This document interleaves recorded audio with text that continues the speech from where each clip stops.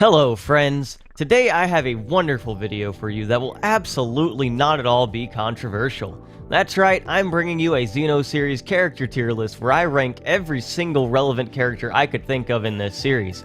That is a grand total of 115 total characters from all three Xenoblade games, as well as Xenogears and Xenosaga. Now this is a video that was actually requested of me quite a bit on my Discord server, and I thought it would actually be pretty fun to do, so I decided to do it. Now this is going to be extremely subjective just because of the nature of the list, and it is just for fun, so please don't get mad at me if I have your favorite character placed lower than you would like. I did try to rank them based on how good I think their characters are as well as how likable and cool they were to me, so I at least tried to make a pretty decent tier list here. I give some reasoning for each character, but given how many characters there are, I do try to keep it short most of the time, so no detailed analysis of each character here, sorry. It is worth noting this list will contain characters from every game, and while I'll try to exclude all major spoilers, I could say a few things that could be considered minor spoilers about the characters, so watch at your own risk.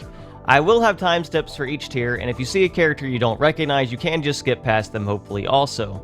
With all that done, let's get into this because I do think this is going to be a really fun video to make. So starting things off, you'll notice at the very bottom we have this unidentified tier, and that's because I didn't want to spoil its name. This is the Bose tier. It's a very dark place where only the most unlikable character in this entire series can reside. There's no way to sugarcoat this, Bose is actually awful. Dude comes into the game and basically demands you call him sensei, then you find out he's a massive racist. He's literally a racist weeb, and the game gives him to you as a party member and tries to make you like him despite almost everything he does making you like him less and less. I absolutely despise this dude, and there's probably only one other character in this entire series I hate more, but at the very least you are very much supposed to hate him, so he'll be ranked a lot higher. Bose is an ally who still manages to be awful and genuinely unlikable as a character. Worst character in this entire series, free. F tier here is for characters I just do not really like. They mostly have awful writing in my opinion and are some of the worst characters in this series. At the bottom of the barrel here we have Luxar, the main antagonist of Xenoblade X. Now the plot of Xenoblade X is kind of a meme, and this dude doesn't really help either. I can't think of a more generic and boring villain you could have to be your antagonist in a video game, and there isn't a single ounce of decent writing in his character. He doesn't even have a cool design either, so he really has nothing redeemable about him. Speaking of antagonists with nothing redeemable about them, here's Gort. Gort sucks. If you like Gort, I don't know what to tell you, man. Let's move on. Next spot goes to Lorithia. Lorithia is easily the most boring antagonist in the first game, not really feeling relevant for most of the game, then just turning into an extremely generic and boring bad guy, and is just genuinely unlikable all around. I don't think even the most hardcore Xenoblade fans will argue with her just being really awful, so here she goes. Speaking of boring antagonists, we aren't quite done yet, because Goetia will be joining them in F tier for basically being a female Luxar clone who just wants to kill humanity for some reason and never gets any kind of debt or character to speak of. I'm putting her ahead of the other three because at least they try to do some semblance of something with her in the few chapters she appears in, but let's face it, she's really just boring too. I guess the Xenoblade X slander won't end there though, because Alexa is also going to be down here. Alexa is another ally character like Bose who is really just not likable at all. Her entire character is that she likes skills. Not only does Lyn already do that, but Alexa is even more bland and shallow about it, and it gets really grating when that's basically all she talks about for the entirety of her affinity missions, and it just makes her character extremely unlikable, at least to me. Don't worry though, because we're going to change things up now. We have Choo Choo from Xenogears coming up next. Choo Choo is basically the original Napon, and probably the most useless mascot character in the series. They join your team for literally zero reason, and never have an ounce of plot relevance beyond like 10 lines of dialogue the entire game, and I'm wondering why they were even included. Maybe they aren't as unlikable as other characters in this tier, but they serve absolutely zero purpose, so here Choo Choo will remain. Continuing on, Gaelgor will be joining the Chosen Few down here in the garbage can because I don't understand what this guy was ever supposed to accomplish in Future Connected. You fight him after some really dumb speech where he's being racist, and then he disappears and the entire plot point is completely dropped. Why this happens I have no idea, but it left a really bad taste in my mouth, so Gaelgor is staying right here. Next up, we have the most predictable low placement of all time, Tatsu. Tatsu is extremely annoying every time he appears, has a genuinely awful character, and is basically one giant food joke. No one likes Tatsu, so I doubt I need to explain any further. The final spot in F tier is going to go to Tatsu's friend Lyn here though. So why is Lyn so low?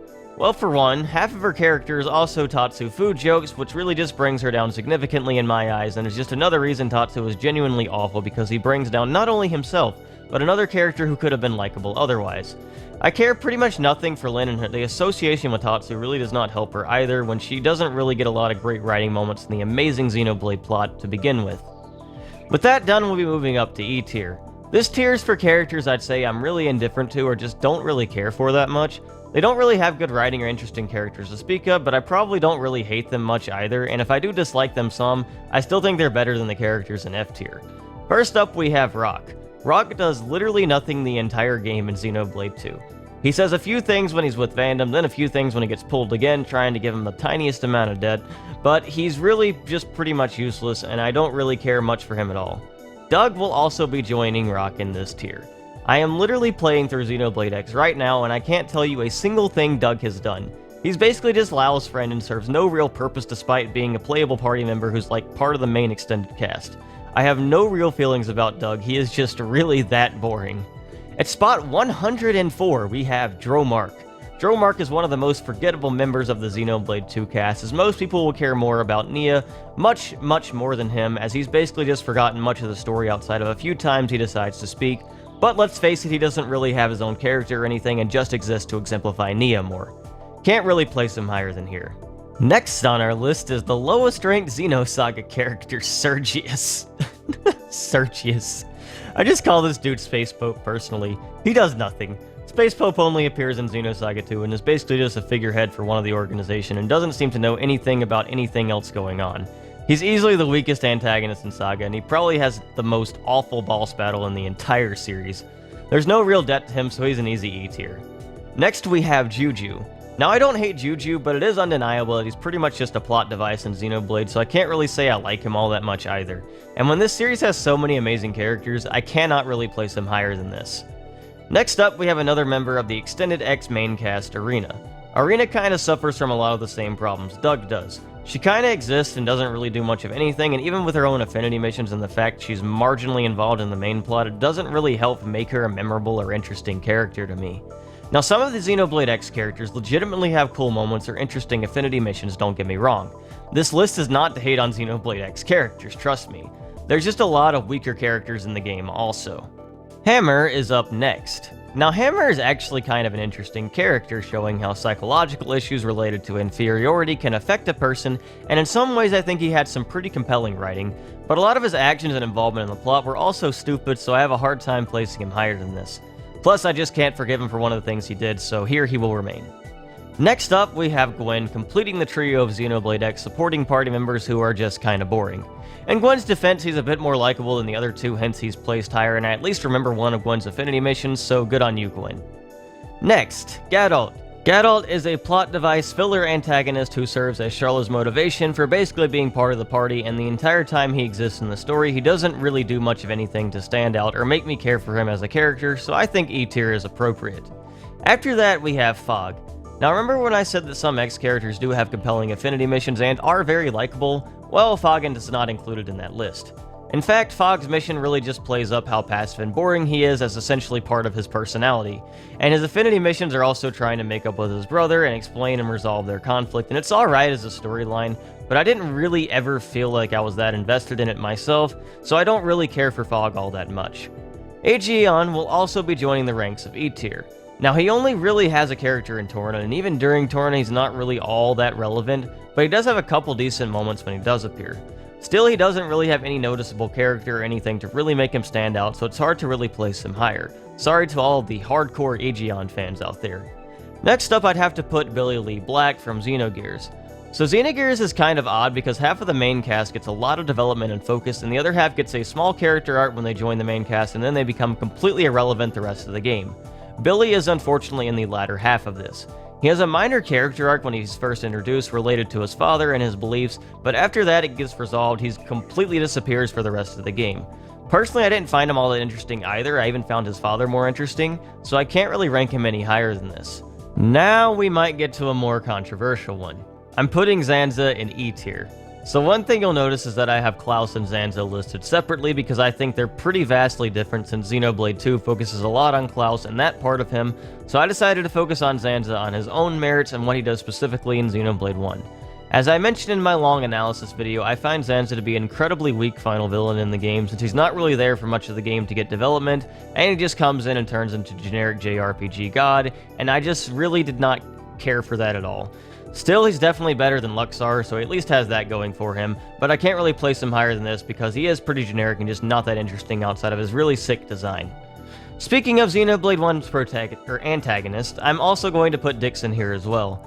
Dixon really should have been so much better than he is, but the writing really let him down later on in the game, when the big twist happens as his character has basically no depth, and he turns very one-dimensional when he really should have been a very compelling character. Once again, not a fan of him because of this and can't really rank him any higher. Anyway, back to the regularly scheduled Xenoblade X characters. Here we have Fog's brother Fry. Now, Fry is the hot-headed and dangerous brother, and once again, a lot of his Infinity missions are about letting them make up, but Fry isn't really that interesting either, even if a bit more so than Fog, so he's just gonna join his brother down here in E tier. Next up, we have Azurda. Now, Azurda is kind of similar to Dro Mark to me, but he has a few better moments in the Chapter 1 and Torna, and of course the game's ending that kind of lets him set apart, instead of just being the cute mascot character who only occasionally contributes, so I will place him a bit higher even if I don't really care for him too much. Next up, we have Gajarg. Gajarg is the character who probably should have been a party member but wasn't, and he's also just not all that interesting anyway. I don't really have a ton of things to say about Gajarg, but I also don't hate him either, so this tier seems appropriate. The final character in E tier is gonna be Xeno. Xeno's main issue is that Future Connected is not very long at all, so he has no time to really develop. He's just here to try to become a hero pawn like his father Ricky. Some of the quiet moments can be touching, but he doesn't actually do all that much in the story, and I didn't really find myself caring about him all that much, so I can't really place him that high myself since he basically just exists because you needed party members. Alright, D tier time. These characters are ones I would consider to be pretty decent. I may not like them as much as characters above them, and may not think they're the strongest characters ever, but I do think they're still pretty good for what they're supposed to do. Normally this low in a list wouldn't be decent characters, but once again I think Xeno just has a lot of really good characters, so we're already getting to characters I like this soon. Starting things off, we have Milton. I like Milton, but he is undeniably a plot device character for Mithra. Still, he has some pretty nice moments during Torna, and his relationship with Mithra was definitely really cool to see over the course of that game, so I've got a soft spot for the little kid. Next up, we have Vinaya. I like Vinaya, but she doesn't really do all that much, which is why she's just going to be placed here. It's going to be a similar story with a lot of characters in this tier. Many are just genuinely pretty likable side characters, I think, that just didn't get much of a chance to do anything and appear in only a few cutscenes. So same thing is going to happen with Mayneth, who I'm also going to put right next to her since they're pretty intertwined in my mind. Mayneth is definitely cool as kind of the supporting side against Zanza, but she doesn't actually get to do all that much herself, so it's hard for me to really place her any higher. Next up, we have Wise Man from Xenogears. Wise Man is another pretty cool character that doesn't get a ton of spotlight, but it's pretty important to Faye's backstory and development, and I like him for the scenes he appears in. Next up, we have Vandam from Xenoblade X. Now, despite not even being playable and being a more supported character, I actually think Vandam is pretty cool with his personality and contributions in all of the Affinity missions. For that, I think he's definitely worthy of a D tier here, since I genuinely enjoy his presence in Xenoblade X. Plus, he's there basically every chapter and in a lot of side content, so he actually does manage to be pretty relevant. Next up, we have Captain Matthews from Xenosaga. Now, Matthews is very similar to Vandam in that he's a really cool dude who's there much of the time across all three games, and one of my friends even got mad at me for ranking him so low when I showed the initial list, but I think he fits a lot of the same criteria many characters this low already have, and despite being cool as a side character, I still feel like he's not always the most relevant character, so I can't really place him higher. Moving on to even more likable side characters, we have Kalyan. Kalyan is Melia's very likable brother for the scenes he appears in, but once again, just because of the big lack of focus and importance overall, I feel like he probably has to be placed in this tier with many of the other characters here, since while I do like him, he definitely doesn't really compare to the characters tiers above him for me. Alright, now we finally get to a party member character, Nene. Nene suffers from a lot of the issues Kino does, but I found myself liking her more over the course of the game. Maybe it was the fact I like to play as her, or the fact that she's just really likable when she talks, but Nene is definitely pretty solid. Unfortunately, FC being short and her not getting all that much time does kind of lower her in my eyes, and I can't bring myself to care about her a significant amount, so I'm gonna have to leave her here. Emeralda from Xenogears has a very similar issue to Billy. Emeralda barely gets any screen time or development time in Xenogears and just joins your party because she can. I think she has a cool design and interesting backstory, but it's hard to care about her too much given her lack of importance to the actual story and lack of character development. Tyrea is the next character on our list here. Between her little mini focus and a side quest of Definitive Edition and the nice character moments in Future Connected, I think she's worth being on this list. And I think she's a pretty likable character as well after she is able to accept herself after everything that happens and become closer to Melia. Now she doesn't do all that much and I personally didn't care for her a ton, but she's definitely still pretty cool, so I think she at least deserves to be here. Next up, we have Mumkar. Now Mumkar isn't exactly likable, but he isn't supposed to be, and I do think he's an alright antagonist for what he does in the story. Sure, he could have had a bit more depth to him, but he's still alright for what he does, so I'd say D tier was appropriate here. Hope is up next. She's one of the Xenoblade X characters that's actually pretty likable across all her affinity missions, even if she's a bit one-dimensional as a very nice girl. Plus, some of the stuff related to her is very memorable as well, definitely better than the other Xenoblade X party members that we've seen so far. Rico from Gears is up next, once again being in the half of the playable cast that doesn't get much focus outside of their initial character arc.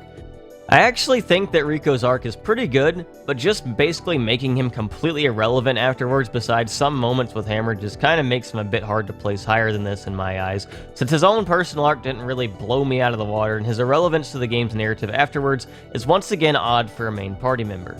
Next up, another Gears character, Margaret, or Margie. She's a supporting character in the game who actually ends up getting more focus than some of the party members, which is very odd, but she is also very likable for the time she appears and contributes a decent amount to Bart's own character, so I think she's worth putting in D tier. Next up, we have Gainen Kukai, or Negredo. He's very similar to a lot of characters already here in that he's a supporting character. He basically serves to help both Junior and Albedo further as characters, and throughout the games he's genuinely pretty likable for the things he does, which means he's pretty good in his current location. Charla is up next, basically being the first party member from the first Xenoblade game on this list. Charla's okay, but she suffers a lot from not being super important at all, and feels like she's just along for the ride much of the time. Still, she doesn't become as irrelevant as a lot of the Xenogears cast, and she has some good moments, so she does have that going for her. But as far as her own character, I can't really place her any higher than D tier since I didn't really care much about her myself. Continuing on, we have Akos, the lowest ranked antagonist from Xenoblade 2, unless you count Gort. Now Akos has some funny lines and some cool moments, but overall I think he's a bit weak outside of that. I would have put Petroka with him too, but I also considered some of the non-canon New Game Plus stuff, so I have her a bit higher, whereas Akos I didn't really get much of a reason to care about him, and while he's alright as an antagonist for his purpose, he doesn't really measure up to the other antagonists in Xenoblade 2. Kanan from Xenosaga will be next. Once again, he's more of a supporting character, but he does have some really cool moments in a spin-off mobile game that doesn't even exist anymore. And he also has some cool things in Saga 2 that makes him not completely boring as a side character, and overall I definitely think he's a pretty cool, so D tier seems very appropriate here. Next character is Yelv. Yelv doesn't seem all that special on the surface, but his affinity missions really contribute to some interesting lore surrounding Xenoblade X that kinda makes me think a bit higher than him than I may have normally. Plus, the story in his missions is moderately compelling, so I do think Yelv was a decent enough character in X to be ranked here. The final character I have at the top of D tier here is Brigid. Now, Brigid didn't really do enough for me to want to place her in C tier. I feel like she's one of the weaker parts of the Xenoblade 2 main cast, and even in Torna she doesn't really do much besides make fun of Mithra. She has a couple pretty cool moments talking about the nature of blade memory, and she definitely has a really nice design, but I couldn't bring myself to care about her a significant amount to rank her any higher. Alright, let's move on to C tier. C tier includes characters I genuinely like, or have some aspects that I think make them pretty good characters. All in all, I think they're stronger or better than the characters in D tier though. First up, we have Sigurd from Xenogears. Sigurd is one of the major supporting characters in the game and more relevant than half of the playable party members. I honestly thought he might eventually be playable myself during my first playthrough, but it never actually happened. He's very loyal to Bart and supports him throughout the game and everything, and does a lot to make him a pretty memorable and solid character even if he doesn't get much development himself. Nephilim is up next. She's a more supportive character in Xenosaga, but also one I found myself liking quite a bit every time she appeared during the story for helping develop Xion as well. She also adds a lot of interesting lore to the series, and as such is definitely one of the cooler side characters in my opinion. Pellegri is one of the antagonists in Xenosaga and could be considered a foil to Jin. She's not the absolute best antagonist in the series, but I think she serves her purpose well and has some pretty solid writing that makes her pretty memorable, even if she's a more minor character as a whole, and her existence definitely affects Jin's own growth, which is pretty cool. Next up, we have Minoth. Honestly, I think Minoth is a really cool dude. He has a really cool weapon, he's a likable guy, and his background with the mouth is honestly pretty interesting. He may not do a ton in Torna, but I still liked him a pretty solid amount, so I think this is a good spot for him. Ricky is up next. Now, a lot of people really like Ricky, and I can't say I've ever been one of those people, but I will say he's still genuinely pretty likable. I think he has a very weak character for a member of the main cast, but he also has a lot of good moments when he does appear, and his heart-to-hearts and stories from Nene and Xeno and Future Connected also serve to make him just an all-around likable guy, even if he doesn't serve all that much purpose in the Xenoblade plot or have much of a reason to be there. As such, I think C tier is a good placement for him. Voyager is the next character, and I'd say he's definitely the weakest of the Testaments in Xenosaga. Much of what makes him super interesting and detestable as an antagonist is in a mobile game that does not exist anymore that expands upon Ziggy's backstory, and his actual appearances in Saga games don't make him super interesting. Regardless, I think Voyager functions pretty well as an antagonist if you have the full story, and in the other Saga games he's still one of those characters you really just want to kill, so he does his purpose pretty well. Next up, we have Petroka. As far as her canon story involvement, I have pretty similar feelings to her as Akos, maybe even a little less though of her, but I actually found myself liking her quite a bit more during the non-canon New Game Plus stuff where you can actually pull her as a blade. She's a really fun combat blade to use, and has much more redeemable as a personality if you pull her. Plus, her Japanese voice is actually super good and fitting, which is something English doesn't get that raises her up quite a bit in my eyes. And as such, she's going to be in C tier. Next up, we have Hugo. We won't forget him. Now, Hugo kinda exists just to be the third-party member of Torna, but I still feel like he had some pretty decent moments over the course of the story and all the content of that game. I actually like Hugo quite a bit despite him not really doing a ton, just because I feel like Torna did a great job of letting you connect more to the main cast with a lot of little small side stuff, which I think really helped their characters quite a bit. Well, except maybe Aegeon, who I still didn't care for all that much. So next up, we have Amalthus. I hate Amalthus, but I'm supposed to hate Amalthus and think he has some pretty solid writing that people really just ignore when talking about him that I think makes him at least worthy of C tier. He's actually got a pretty decent character when you really examine him and functions pretty well as an antagonist because of this. He's not the absolute most compelling villain ever, but I think he does his job pretty well and is good enough to be placed here. Pandoria will also be placed in C tier. I think she works very well as a partner to Zeke to give him some extra depth, and has a pretty decent character of her own even if it isn't expanded upon much. Her loyalty to Zeke and willingness to participate in his antics makes her very likable in my opinion and definitely worth the placement here. Next up, we have Miss Sharon Effinger, also known as Murderess. Murderess is easily one of the most interesting party members in Xenoblade X, and has some really cool affinity missions and a pretty nice character all things considered. She seems super unlikable at first, but once you learn more about her, I ended up liking her quite a bit. I'm gonna put Dunban up here next. I talked about how Dunban is a character who had a lot of wasted potential in that huge video about Xenoblade 1, and I still think that's true. But Dunban is still a pretty cool guy for what he actually does in the story, and it's difficult not to like him or at least appreciate his cool moments. I wish he did more after joining Shulk, but at least he isn't as wasted as some of the other characters on this list, so I think he's pretty well placed right here. Next, we have one of the best side characters in the series, Febronia. I think Febronia does a great job contributing to other characters' development, especially Virgil, and also has some really great moments on her own that make her stand out quite a bit from a lot of the other side characters. A lot of the moments she's involved in are very touching and can definitely leave an emotional impact on you. Telos, also from Xenosaga, will come next. Now Telos is interesting because she's not actually all that relevant in Xenosaga, all things considered. She's only in the third game and doesn't actually appear all that much in that game or have much character. You'd think with her being promoted so much she'd be more relevant, but that actually isn't the case, and I'm always so confused at how she's so popular. Still, she does expand on the lore of the series and Cosmos a lot, and she has a really nice design and cool guest appearances, so I like her quite a bit still, so I think C tier is a decent enough ranking for her. Next up, we have Celica, who I think is easily one of the better Xenoblade X characters. I think it was really cool how she was super devoted to Rock and was willing to go tackle Blade missions on her own just to prevent him from fighting, and she has a pretty cool character and moments to me. It's nothing super special, but I've always liked her a decent amount. Speaking of better Xenoblade X characters, here we have L. L is a bit of a comic relief type character. He's a Xenoform who learned human knowledge from an expansive library and seems to be super jolly all the time. Personally, I think he's a pretty cool dude. I liked how ridiculous his affinity missions were, and the shop he opens in NLA is actually very useful, so that helps out a lot. Should he be ranked quite this high? Maybe not, but I like L, so I'm keeping him right here. Next up, we have Dmitry Yuriev from Xenosaga. He's not my favorite of the antagonists, but I have warmed up to his character a bit more recently. A man who saw the power of the Zohar which drove him to fear, and then to overcome that fear, obtain the power for himself.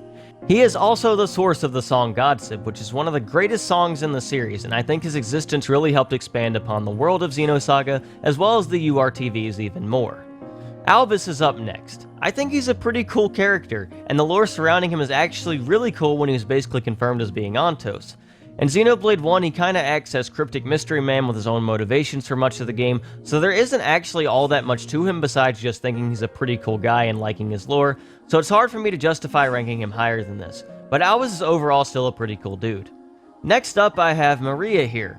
Now, Maria is the last member of the Xenogears cast that basically becomes completely irrelevant after her little mini-arc for the rest of the game, but the difference to me is that Maria's arc is actually super cool part of Xenogears, and has some really nice music as well, and I also really like her design, so I think she deserved to be placed higher than the likes of Rico and Billy, and as such, here she is in C tier. The final character I'll be placing in C tier is Miang. Miang is a really interesting character to the lore of Xenogears and functions pretty well as a character and antagonist in the overarching story. She doesn't get as much development and isn't as interesting as many of the other antagonists in the game in my opinion, but I think she's still pretty cool despite that just because of what she is, that I will not spoil right now. Still, Miang is pretty neat, and while I can't justify her in a higher tier than this, I think she is at least worthy of being here. Alright, B tier. These are the characters I like quite a bit. I think there's at least one aspect I think is really well done or really like about them, and I'd say I'm more fond of these characters overall. Gonna start things off with Fiora here. Fiora's character isn't exactly my favorite in Xenoblade 1, and I think without Shulk there wouldn't be all that much to her, but I kinda like her still regardless of that. Maybe it's because she's super good in Xenoblade 2 and very fun in that game, or maybe there's just something decently captivating about her, but despite her character not being the absolute greatest thing ever, I still decided I like her more than pretty much everyone in C tier and below, so here she is. Next up, we have Pyra. Now it's really funny because people seem to think I hate Pyra, and that's probably because I just meme about her a lot, especially compared to Mithra, whom I like much more, but I actually like Pyra decently. I've gotten even more of an appreciation for her recently because of what she represents for Mithra's character, and after learning some more about dissociative identity disorder, and despite how much I might meme her, I like her a heck of a lot more than most RPG characters and will defend her to the death against someone like Edelgard or something. Is she the most interesting character in Xenoblade 2? Not really. I still think she's pretty static and kinda just serves to develop Mithra, but I do enjoy certain aspects of her still that make me want to place her here. Also, her design is still kind of a meme, sorry.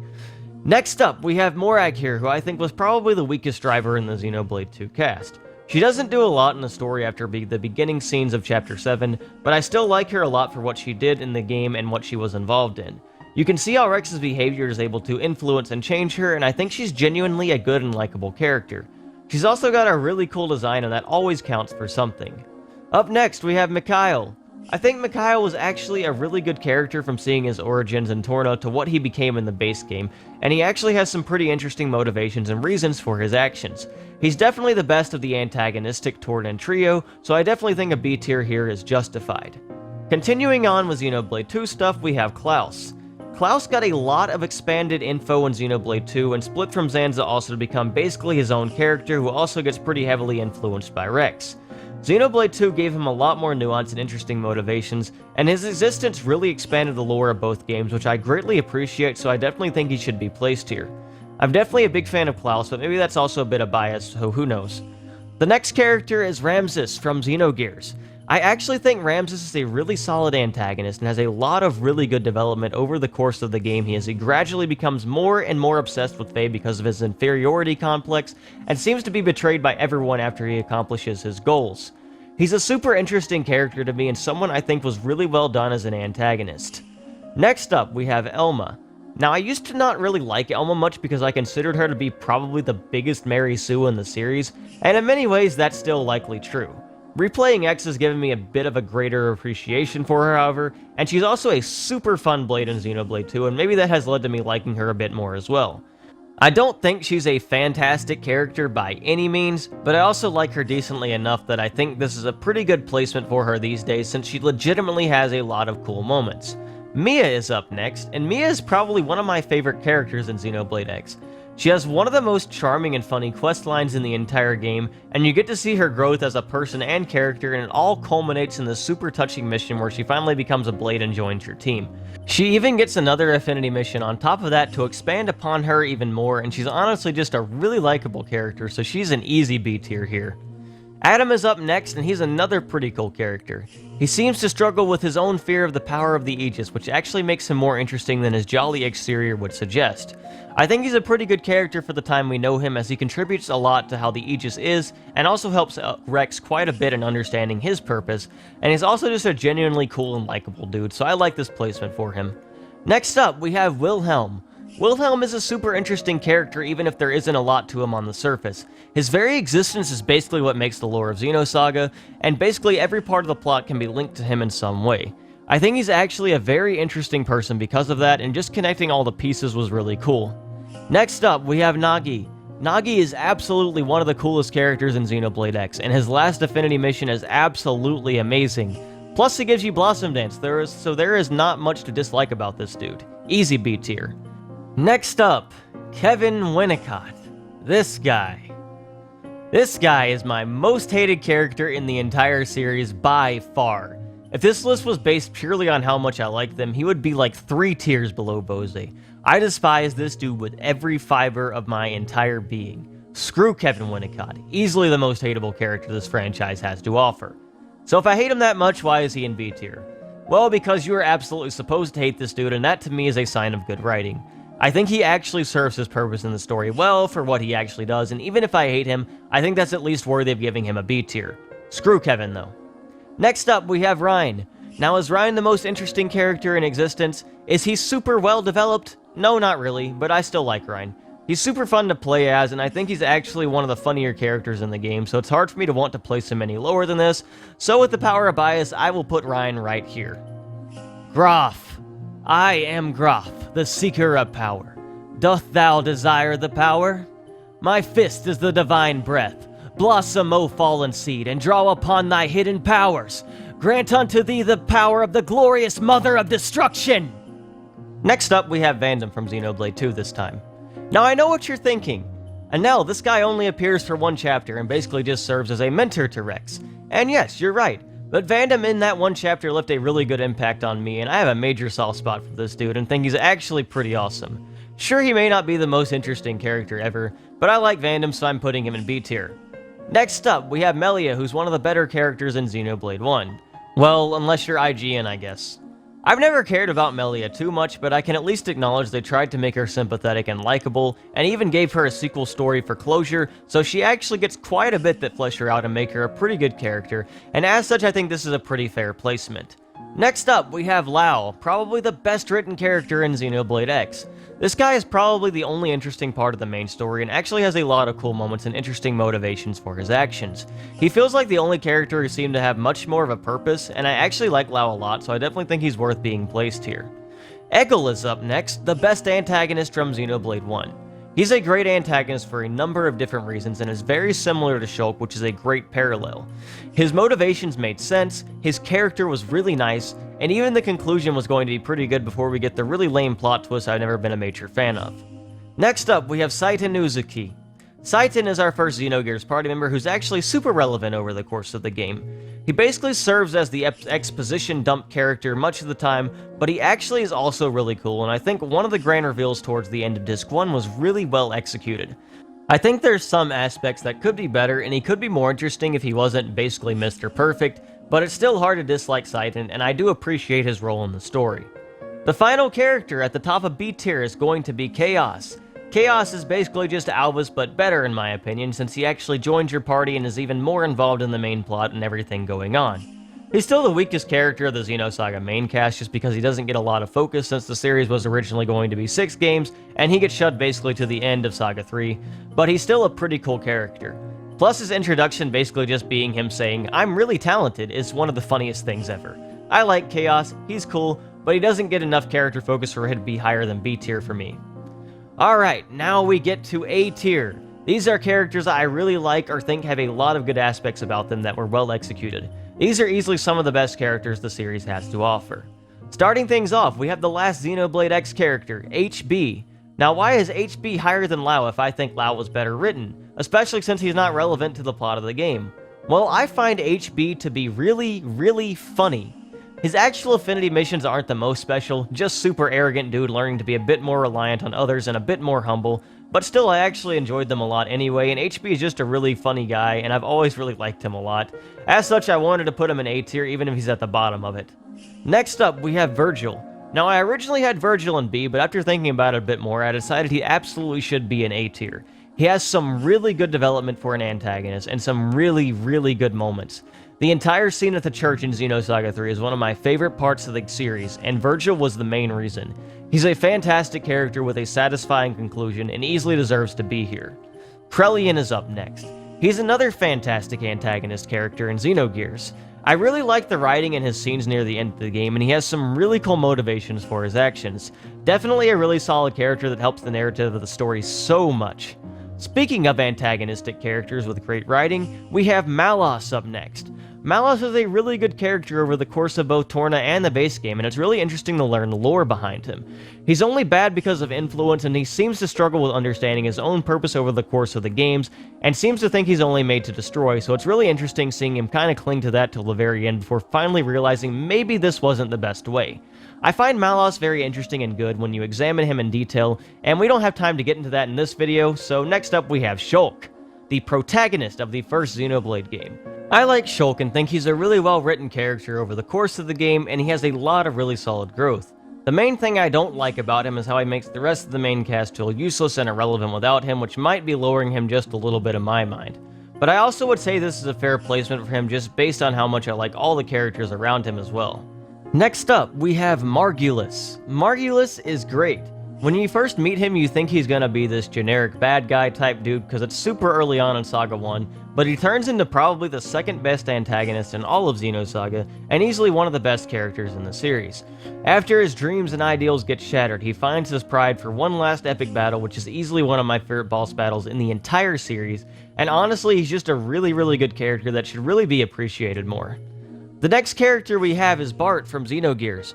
Bart is a really cool dude with some good development over the course of the game, and he's also extremely likable. You get to see his struggles and how Faye's friendship actually changes him as a person, and all his antics and actions make him one of the most memorable and cool characters in the series. And just because they're both extremely similar, I'm also putting Zeke right next to him. Honestly, Bart is probably the inspiration behind Zeke, which is even seen in one of the challenge mode costumes, and they even both have eye patches. They have very similar backstories, and I think Zeke has some really interesting character between his own backstory of nearly dying and needing Pandy to save him, as well as his history with his kingdom. Plus, Zeke is super cool and impossible not to like, so another easy A-tier character here. Next up, we have Jin Uzuki. Jin may not be as perfect as Citan, but he's definitely an improvement in the character department as he's much more relatable.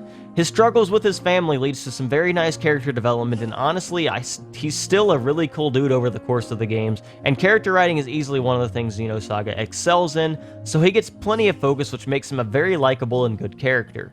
Up next, we have Nia. Nia is just a really good character over the course of Xenoblade 2, and even if she didn't save Vandam, I still think she has great relationships and banter with the rest of the cast, and a nice character arc that culminates in Chapter 7. She's easily one of the most likable characters in the game, and the only reason you wouldn't like her is if you're just convinced your waifu is better, so you just hate all the other girls.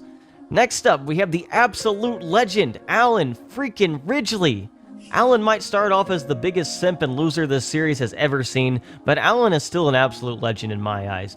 Dude grows so much over the course of 3 games and has absolutely one of the most touching and greatest scenes towards the end of Xenosaga as he fights for his girl. I love this man, and I'm tired of people slandering him because he's actually a really good character, and he makes me proud. Next up, we've got Rex, another character who gets way too much hate. Rex is absolutely a Chad, and just because you don't like his outfit or his age, that doesn't mean he isn't a great character with nice growth over the course of the game. He positively influences the entire cast around him and brings out the best in them into becoming better people, and he has his own great arc mixed in as he grows to the man he needs to be to help his girls. Rex is super good, and he does not deserve the hate. For the final character in A tier, we have Laura. While Laura probably doesn't get as much growth as Rex, but Laura is also a cute girl and I have taken that into consideration with my rankings here. She's also super good and likable, and even if there isn't a lot to her since a lot of her purpose is motivation to flesh out Jin more, she does have her own nice growth in Torna over the course of that game, and I think it's genuinely really hard not to like and appreciate Laura for what she has to offer to the game. Alright, now we are in S tier. These characters are all fantastic. Absolutely some of the characters I like the most in this series. Pretty much everything about them is super cool, or they have some amazing writing in my opinions. Starting things off, we're gonna have a controversial one, Tora. Tora is easily one of my favorite characters. This dude is an absolute inspiration. Lost his father and grandfather and had to live on his own. Didn't have the ability to become a driver, so he creates his own blade more powerful than any other blade and learns to really appreciate this blade so much for giving him the chance he thought he'd never have. He's also just genuinely funny and likable to me, and I don't understand how anyone could hate this dude. Easily best Nopon in the series and my favorite driver in the Xenoblade 2 cast. Next up, we have Ziggy from Xenosaga. Now, much of his backstory is in a dead mobile game, but even if you only play the Xenosaga games, he's still absolutely fantastic. He has one of the coolest introduction scenes ever, and is a very touching character during many of his moments of the game. Cyborg, who doesn't even want to live anymore, finds a reason to keep living as he warms up to the rest of the cast, and it's honestly executed just so well. I love Ziggy. Next up, we have Jin, but the Xenoblade 2 version this time. Easily one of the best characters from Xenoblade 2. This man has so much good writing between Torna and the base game. Watching his journey and trauma over Laura into what he becomes and how he copes is one of the best parts of Xenoblade 2, and he has a super satisfying character and conclusion if you're familiar with the full story of the games. Big fan of Jin, and I think he was super well done. Next up, we have Momo Mizrahi, another example of fantastic Xenosaga character writing. Momo is involved in some of the most emotional scenes in the game, and some of her moments will actually make you want to cry. I love the scene in Saga 2 where she tried to shut down her own mind to protect everyone, and they still wanted to save her. And honestly, I just love all of her involvement in the story. She's such a good character. Next up, we're gonna have a 2-for-1, Id and Fei Fong Wong. This is actually some of the most compelling writing about mental disorders you will probably find in a video game. I think Fei's character is already excellent, and his growth over the game is super great, and it only serves to amplify that even further, showing how dissociative identity disorder affects a person. Fei is absolutely an amazing character, and all the id cutscenes are super well done for making him feel like a being you are absolutely helpless against. He's involved in some of the coolest cutscenes, and it only serves to flesh Fei out even more, who is a fantastic protagonist. His growth to being able to accept all sides of himself is some of the most compelling and great writing in the series. Next up, we have Junior. Junior is another absolutely fantastic character and becomes probably the most important character in Xenosaga 2 specifically.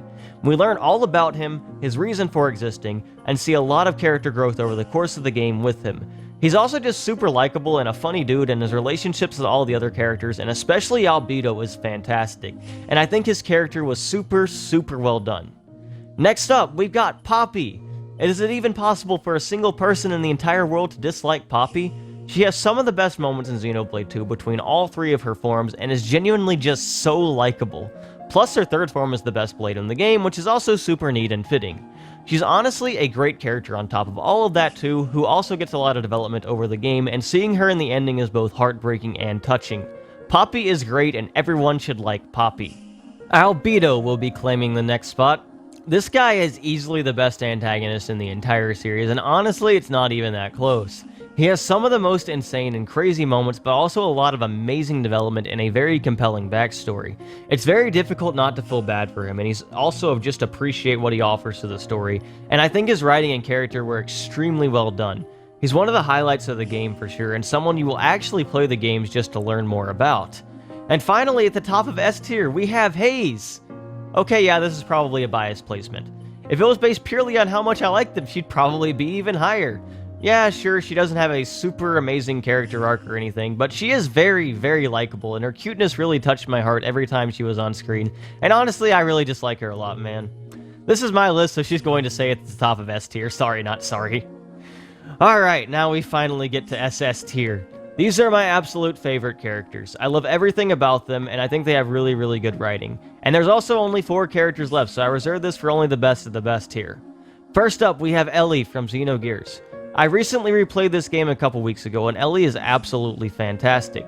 Every time she was on screen, she'd say something that pulled at my heart, and she has such a great character on top of that. She's so good, man. Like, it's impossible not to like Ellie because she's just so sweet and has such a good character.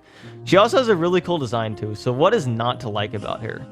Next up, we have Mythra. This might have been predictable if you know anything about me, but I really do think Mythra has an absolutely fantastic character between Torrent and the base game.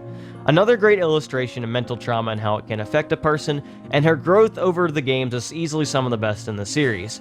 People might see a few cutscenes in Chapter 4 and dismiss her as just a typical tsundere, but please don't write her off like that.